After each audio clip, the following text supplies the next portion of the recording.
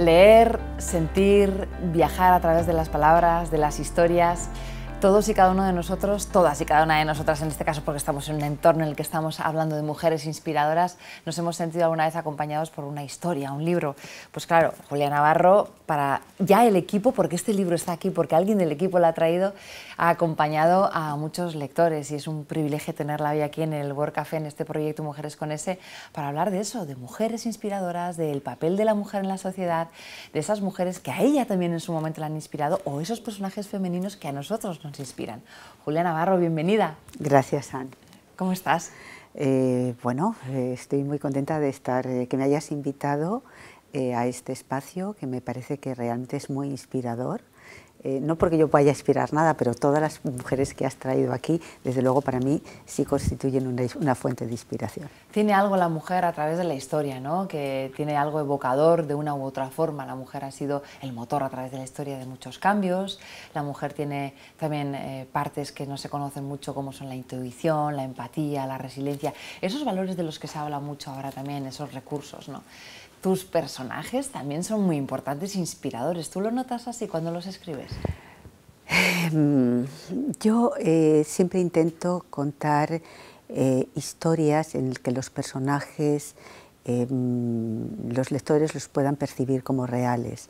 Son fruto de la imaginación, pero siempre me importa mucho y me obsesiona mucho que no sean personajes ficticios, que no sean de cartón piedra.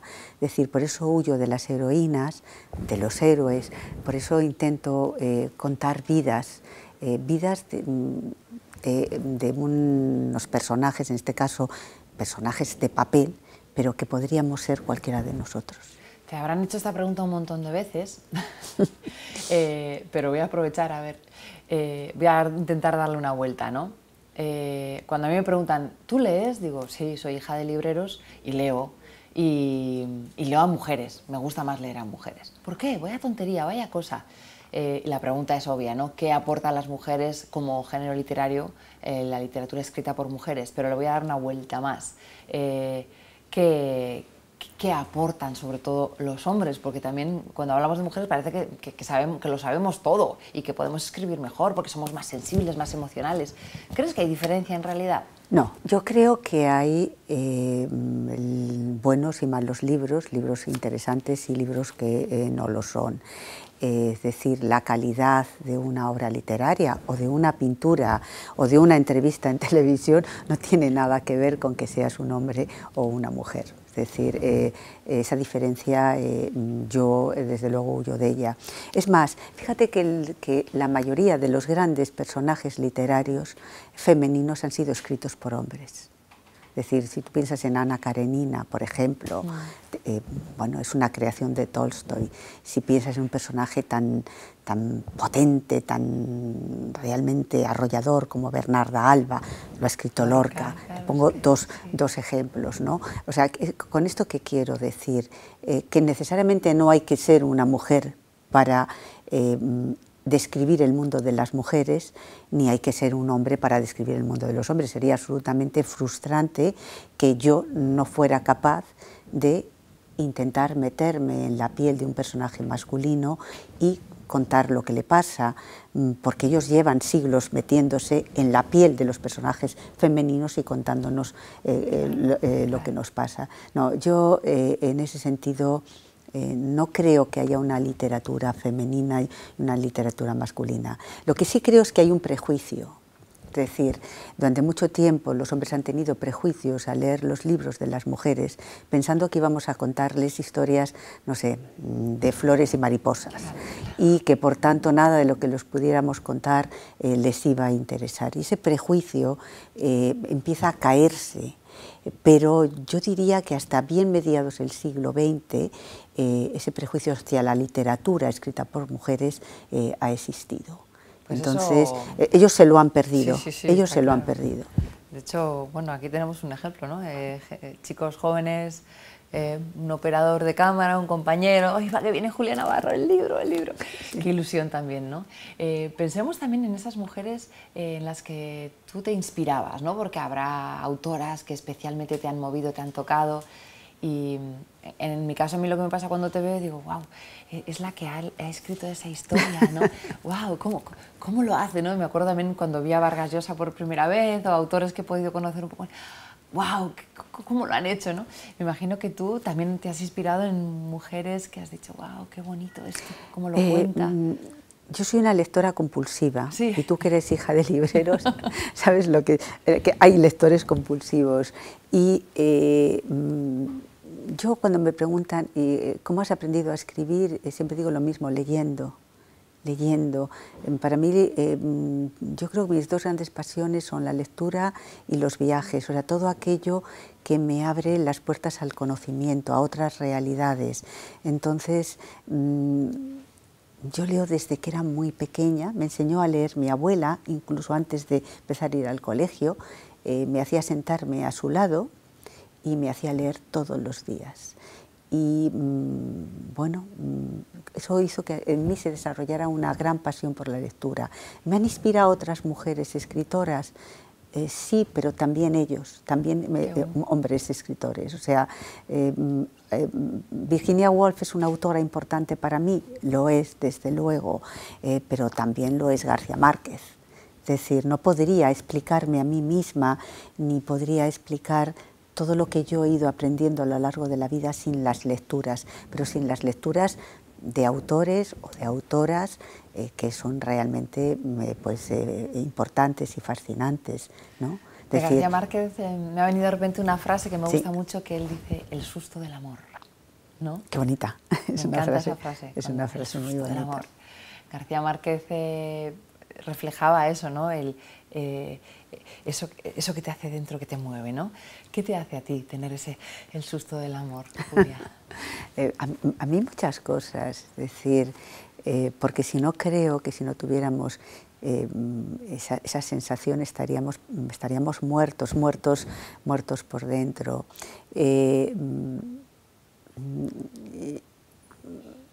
Yo no rehuyo las emociones, por tanto, si veo una escena en una película que hay que llorar, yo lloro. Es decir, yo estoy encantada de llorar. Si alguien me está contando algo que le pasa, a mí pues me toca el corazón, como me lo toca un paisaje, como me lo toca una música, como me lo toca un libro. Y un momento en el que digas, wow, este ha sido un varapalo para mí, pero he aprendido y esto es lo que he aprendido, que pudieras compartir. Yo creo que la vida está siempre llena de momentos dulces y agridulces y amargos. Es que yo me llevo unos cuantos varapalos, sí. Seguramente a veces por un exceso de ingenuidad. Luego los años te hacen ser mucho más precavida, ¿no? Y poner corazas para intentar resguardarte del daño que te puedan hacer. Pero no sé si quiero compartirlo. Pues si no quieres, no quieres. No, aquí no te voy a obligar, pero sí me vas a contar esa abuela, que me ha gustado mucho esa experiencia. Hoy en día también las abuelas juegan un papel importante. Nos hemos dado cuenta con la pandemia de la importancia de las abuelas, de los abuelos, de la familia, de esos valores. Hemos recuperado una relación muy bonita con los abuelos y con las abuelas y hemos leído con ellos, hemos jugado con ellos. ¿Qué papel tan importante han tomado, ¿no? En tu caso has dicho que sí. En mi caso, desde luego, y yo creo que los abuelos en estos momentos, fíjate, yo creo que la sociedad fue consciente de la gran importancia de los abuelos ya en la crisis del 2008, cuando tantísimas personas se quedaron sin trabajo, sin poder pagar la hipoteca. De repente, muchas familias sobrevivieron gracias a la pensión de sus padres, gracias a la atención que sus padres pudieron prestar a sus hijos, a sus nietos. De repente hubo un redescubrimiento de esos mayores que estaban ahí y que parecía que, que prácticamente ya no tenían un papel en la sociedad. Yo creo que vivimos una sociedad bastante banal, en el que la eterna juventud se ha convertido en un valor en sí mismo, y eso es algo tan efímero.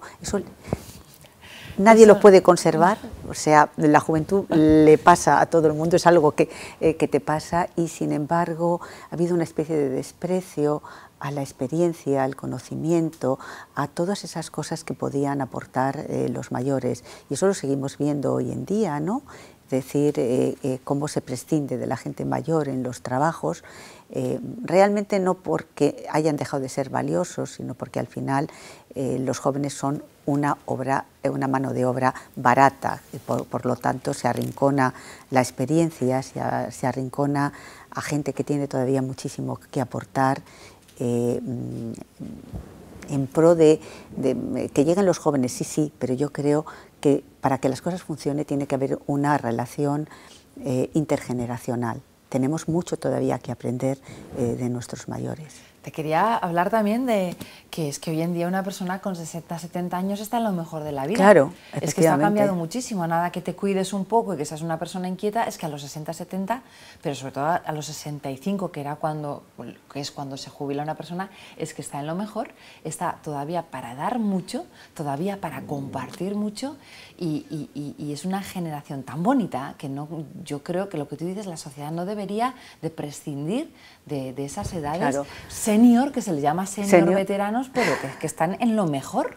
Yo creo que las empresas deberían tener esa relación intergeneracional, es decir, es verdad que hay que ir dando paso a la gente joven, pero a mí me parece que una empresa donde se mezcla la gente con experiencia que puede enseñar a los que llegan y la gente nueva que viene con ideas de refresco, bueno, a mí me parece que eso sí que es tener un potencial enorme para hacer bien, bien las cosas. Este proyecto Mujeres con S va de eso, de mujeres con expertise o conocimiento, know-how, vida.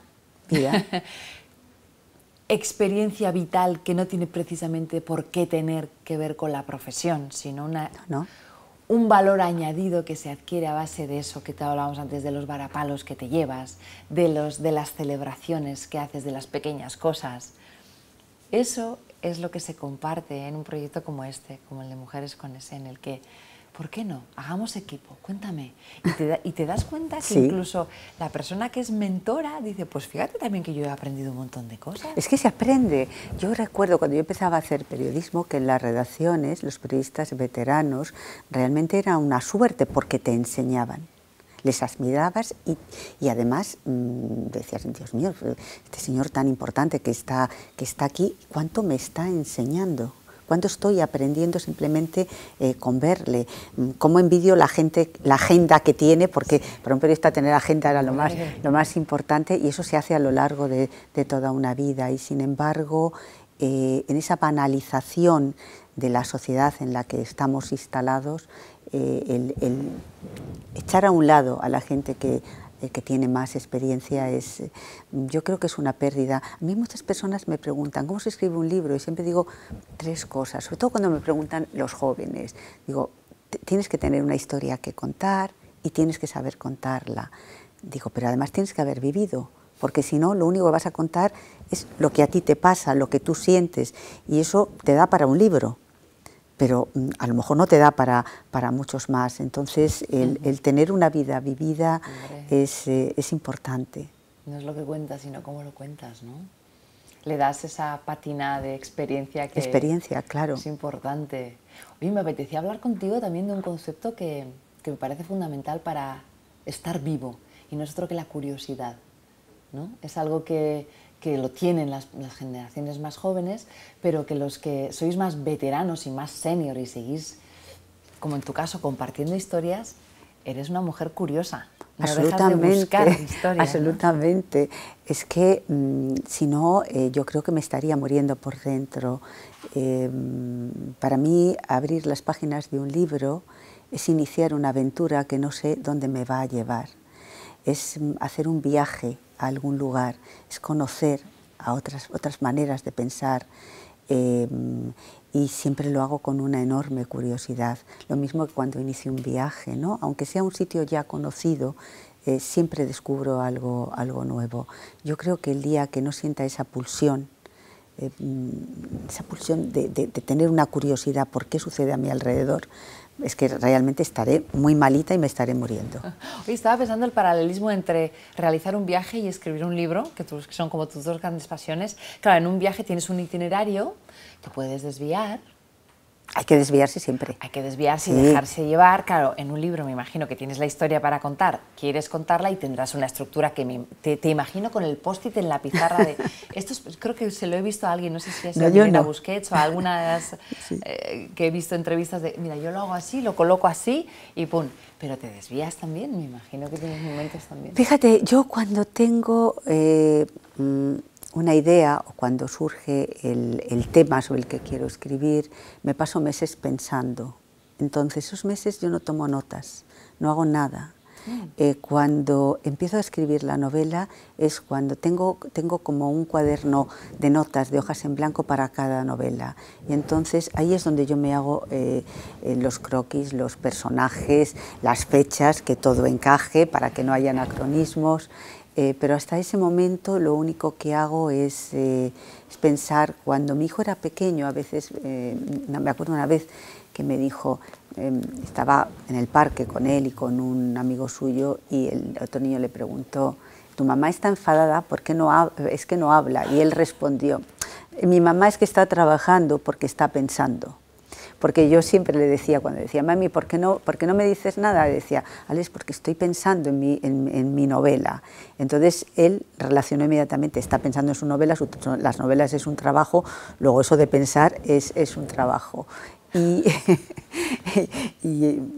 luego ya vas tirando luego ya es cuando ya me siento, es cuando saco una libreta con las páginas en blanco y ahí ya voy escribiendo tal personaje, nació en tal año, hago el árbol genealógico. Puede parecer divertido, pero es muy disciplinado, ¿eh? Escribir es un trabajo, Anne. Escribir es un trabajo, la inspiración no existe, o existe, vamos a ver, la inspiración existe, pero no es lo fundamental. Lo fundamental es sentarte todos los días delante de la pantalla en blanco del ordenador. Antes era delante del folio en blanco, ahora es delante de la pantalla en blanco del ordenador. Hace unos meses tuve la suerte de entrevistar a tu colega, que sé que la quieres mucho, Isabel Allende, y me contaba que tenía un propósito muy claro también en cuanto a compromiso social, en que ella también como autora se sentía comprometida, como tú bien sabes, con la lucha por la mejora de la calidad de vida de las niñas y de la mujer en general. ¿Tú te sientes también parte de un motor en el que puedes también hacer que la sociedad, porque hay muchos artistas, escritores, autores que tienen como un compromiso, un propósito de vida más allá de la parte artística? Claro, yo lo tengo, pero lo separo totalmente de lo que es mi vida profesional de mi vida personal. Yo colaboro en un proyecto con Entre Culturas, que es una ONG dedicada a la cultura, y tienen un programa precioso que se llama La Luz de las Niñas. Entonces es un programa que a mí realmente me toca el alma y siempre, o sea, siempre les estoy diciendo, por favor, decirme qué queréis que haga, echar mano de mí, lo que queráis, vamos a decir, me da igual lo que sea. Pero entiendo que esa es una parte que es de mi vida personal, que escribiera o hiciera otra cosa, lo estaría haciendo. Además, yo creo que todos tenemos una obligación por los demás, ¿no? En relación con los demás, que no podemos tener una vida egoísta exclusivamente centrada en nosotros mismos. Yo creo que tenemos que encontrar ese tiempo para compartir y dar algo de lo que tenemos, de lo que podemos aportar a los otros. De hecho, dicen que es una de las claves para que el ser humano se sienta más útil, es cuando ayudas a los demás, de repente tu vida empieza a tomar sentido, ¿no? Y hemos tenido una conversación con Luz Casal, por ejemplo, que dice, mi deseo es compartir mi arte con las personas. En tu caso, yo cada vez que escribo un libro, lo escribo para mí, pero también para compartirlo. No, yo desde luego escribo para compartir. Claro. Yo no soy de esos autores, antes lo comentaba con algunas personas de aquí que dicen, no, yo escribo para que me lean 4 personas. Pues no, o sea, yo después de estar 2 años y medio, 3 años encerrada escribiendo un libro, si solamente me leyeran 4 personas, yo creo que lloraría. Es decir, me sentiría una frustración enorme, porque escribir es un deseo de compartir. Y entonces yo intento o añoro el intentar compartirlo con el mayor número posible de personas y siento ese agradecimiento cuando se me acercan los lectores y me hablan de mis libros y me enseñan cosas de mis libros que ni siquiera sabía que estaban ahí. Fíjate, porque esa es la interpretación de un texto al final, ¿no? Lo que te toca en cada momento, aquello que tú ni te habías dado cuenta, que lo has reflejado como algo objetivo y que esa persona de repente le resuena y te cuenta algo que dices, ah, pues mira qué bien, pues si te ha servido, pues qué bien, ¿no? Sí, y hay personajes que para ellos han tenido una importancia que de repente para mí no tenían. Yo tengo una buenísima relación con mis lectores, les quiero mucho. Y bueno, cuando alguien se acerca y me dice algo de cómo tal libro le ha tocado el alma, yo creo que son las autoras que más besos y abrazos doy, porque la gente me besa y me abraza y yo me dejo. Pero qué bonito, ¿no? Me dejo porque me encanta. Qué bonito. Eso lo he hecho mucho de menos en estos 2 años, ¿no? Claro. El no poder abrazar, no poder besar a la gente. El papel, además, del autor querido, respetado e idolatrado, porque os convertís también en personas, pues eso, ¿no? Como salvando las respuestas, con un poco estrellas, ¿no? Pero en parte qué bonito que la sociedad se mueva hacia eso, hacia el respeto, si quieres, de aquellas personas. A mí lo más bonito que me parece son, por ejemplo, los clubs de lectura, que te reúnes con grupos reducidos de personas que han leído el libro, que lo han diseccionado, que yo les escucho siempre, yo digo, es que yo no quiero, es que no os quiero decir nada, es que estoy absolutamente fascinada escuchando a vosotros lo que habéis leído, cómo lo habéis interpretado, cómo lo habéis vivido. El escuchar a los lectores para mí es una de las experiencias más gratas, me siento absolutamente gratificada escuchándoles. ¿Y sabes poemas de memoria, textos de memoria que recitas casi? No me sé poemas de memoria, salvo algunos de esos que estudié cuando era pequeña, ¿no? Yo todavía me acuerdo del Pirata, el de Sí. Y de pequeña yo, que por mayo era por mayo, cuando hace la calor, eso que te aprendías como de memoria, de ¿no? memoria. Pero que después como que van resonando. Para mí, mi paso por decir, yo seguramente escribo porque tuve una profesora de literatura que fue la que de alguna manera me marcó el camino. Yo quería ser bailarina, yo quería hacer ballet, en casa no estaban nada conformes y entonces dije, pues haré física. Y entonces mi profe de literatura me dijo, pero vamos a ver, la física se te ha dado siempre fatal, la química peor. A ti lo que se te da bien es escribir, ¿por qué no buscas otra cosa? Y la verdad que tenía razón, o sea, mis notas siempre en matemáticas, en física, en química estaban bastante raspadas y sin embargo mis notas pues en literatura, en historia, en gramática, pues siempre eran buenas. Y fue ella la que de alguna manera me hizo cambiar de opinión. Me hizo cambiar de opinión sin decirme... sí. Pero... ¿Y qué les dirías a todas esas mujeres que dicen, yo no tengo nada que contar? A todos tenemos algo que contar. Claro, ¿cómo que no vamos a tener nada que contar? Me parece terrible que alguien piense que el otro, el que está enfrente, no tiene nada que contar. Al revés, a mí me encanta escuchar y aprendo mucho escuchando de los demás. Y todos tenemos algo que contar, algo que compartir, una emoción, un sentimiento, una pequeña historia, un recuerdo. ¿Y cómo se tira del hilo para que sea una historia? Bueno, ¿cómo se tira del hilo para que sea una historia? A veces tiras del hilo y el hilo se rompe y no da más de sí. Por eso yo te digo que paso meses pensando. Paso meses diciendo, bueno, este hilo me va a conducir a alguna parte o realmente no merece la pena que siga tirando de él. Y bueno, pienso, voy construyendo la novela en la cabeza, cuando ya tengo todos los personajes, cuando ya tengo la historia, cuando ya sé cómo empieza y sobre todo cómo termina, es cuando me siento a escribir. Evidentemente, cuando vas escribiendo, yo hay noches que me he despertado diciendo, no, esto que he escrito hoy, no. Y me levanto a lo mejor a las 2, a las 3 o a las 4 de la mañana diciendo, lo cambio todo. Pero por si acaso salvas lo anterior. Vaya que después del primer café de la mañana replanteas las cosas. Gracias, Julia Navarro, porque escribir es un acto de compartir, me quedo con eso. Es un acto también de valentía, si me permites, y gracias por estar aquí y compartir esa pasión serena. Me encanta cómo lo cuentas, y por acercarnos también a tu persona, en la literatura, tus historias, a este equipo que estamos aquí y a toda la gente que nos está viendo ahora. Gracias, Julia. Gracias a ti, Anne, por invitarme en este espacio en el que tantas y tantas mujeres nos han contado y nos van a seguir contando tantas cosas interesantes, importantes. Yo me siento muy pequeñita para estar aquí, pero te agradezco que me hayas invitado. La grandeza de la sencillez. Gracias. Gracias, Anne.